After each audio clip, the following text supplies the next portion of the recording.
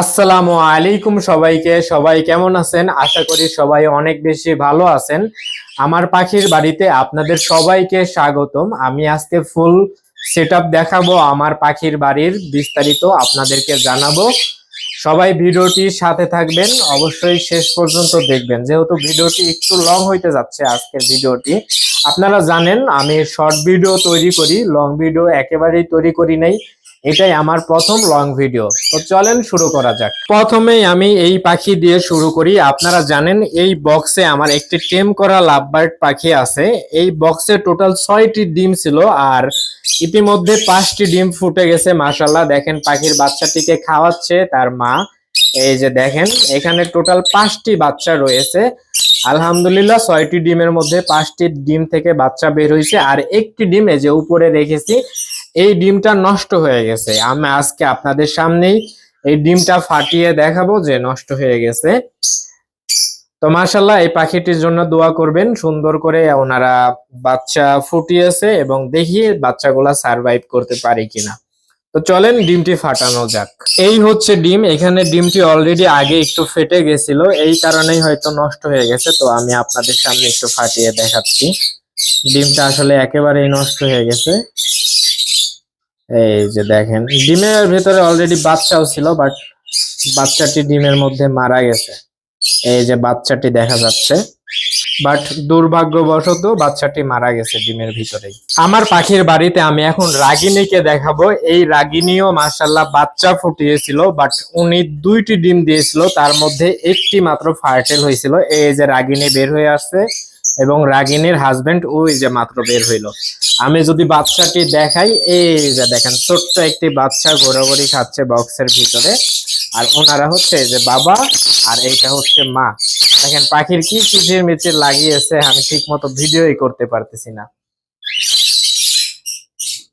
এই পাশে আরো এক জোড়া আমার কাছে কোকাটেল পাখি আছে। আপনারা জানেন এই পাখিটিও ডিম দিয়েছিল, বাট ডিমটি ফার্টেল হয় নাই।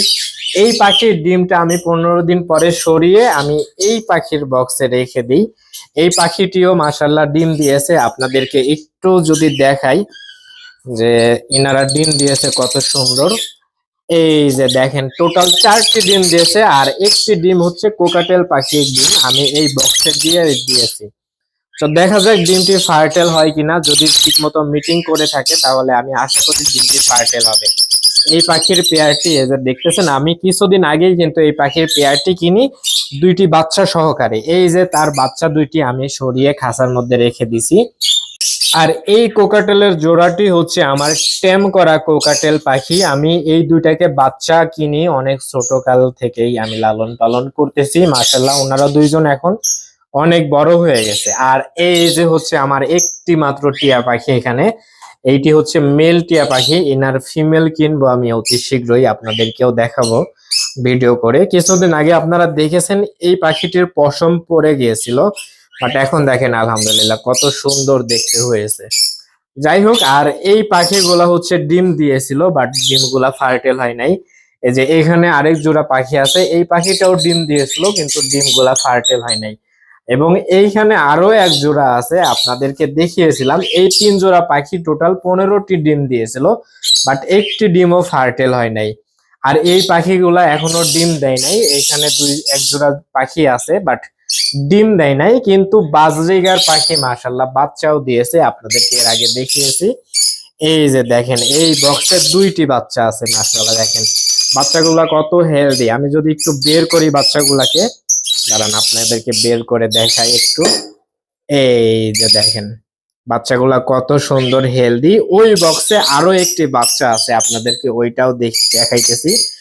এই বক্সে টোটাল 3টি বাচ্চা দিয়েছিল, বাট বড় বাচ্চাটি কেন জানি মারা গেছে। আপনাদেরকে দেখিয়েছি ভিডিও করে, আমি নিজেও বুঝি নাই। যাই হোক, এই 2টি বাচ্চা এখনো বেঁচে আছে। তো আপনারা সবাই দোয়া করবেন এই 2টি বাচ্চার জন্য। এবং এই বক্সে আরো একটি বাচ্চা আছে, আপনাদেরকে যদি একটু দেখাই। এইটি একটু বড় হয়ে গেছে বাচ্চাটা। এই দেখেন, এই যে দেখেন মাশাআল্লাহ, দেখেন বাজরিগার পাখি ডিমও পেড়ে দিয়েছে। কোন জোড়া ডিম পেড়েছে আমি নিজেও জানি না, বাট একটি বাচ্চা অলরেডি আছে, বাট আবারও ডিম পেড়ে দিয়েছে বাজরিগার পাখি। তো আমি আসলে এদেরকে নিয়ে কি করব আমি বুঝতেছি না। এই পাখিটার একটু সমস্যা হয়েছে কেন জানি, পশম উঠে নাই। আমি বাচ্চাটা যদি একটু দেখাই হাতে নিয়ে, এই যে দেখেন বাচ্চাটা কেন জানি একটু রোগা রোগা, বাচ্চাটির পশম হয় নাই তেমন ভাবে। যাই হোক, আমার পাখির বাড়ির জন্য সবাই দোয়া করবেন। এই হচ্ছিল আমার পাখির বাড়ির আপডেট। তো সবাই ভালো থাকবেন, সুস্থ থাকবেন, আল্লাহ হাফেজ।